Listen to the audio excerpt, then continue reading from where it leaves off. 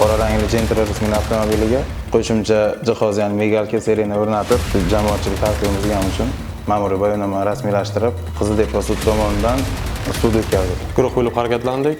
Boshqa avtomobillarga xalaqit berdik. Bu holat qayta takrorlanmaydi.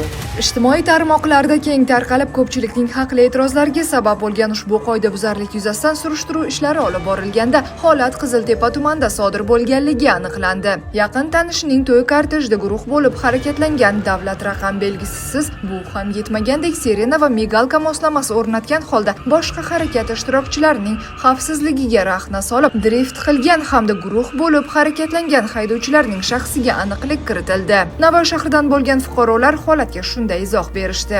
Joriy yilning 18-aprel kuni Navoiy viloyati Qiziltepa tumaniga shu og'aynimiz to'yiga bordik.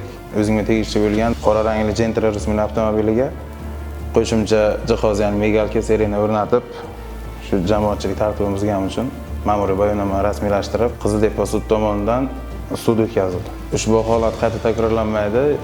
Hech kimga maslahat bermaymiz. Oxiri shu yaxshilik bilan tugamaydi. Yo'l bezorligi deya baholanayotgan ushbu qo'pol turdagi qoidabuzarliklar yuzasidan huquqbuzarlarga nisbatan tegishli tartibda qonuniy choralar ko'rildi. Nexia 3 rusumli avtomobilda davlat raqami 85P347PA mashinasida shu to'yga ketganimizda guruh bo'lib harakatlandik. Boshqa avtomobillarga xalaqit berdik. Bu holat qayta takrorlanmaydi. Jamoatchilikdan kechirim so'raymiz. Qilgan ishimdan chin ko'ngildan pushaymonman. Mazkur holat yuzasidan qora rangli Gentra rusumli transport vositasi haydovchisiga nisbatan Ma'muriy javobgarlik to'g'risidagi kodeksining 128-10-moddasiga asosan ma'muriy bayonnoma rasmiylashtirib, Qiziltepa tuman sudiga taqdim etildi.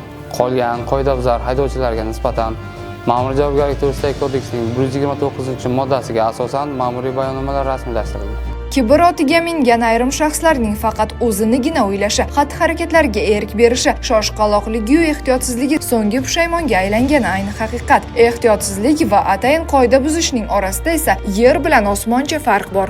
Asli qoidalar bejiz joriy qilinmagan, jarimalar ham harakat ishtirokchilarining bu ishni qayta sodir etmasligi yo'q, chin dildan pushaymon bo'lishi, to'g'ri xulosa qilishi uchun tayinlanadi.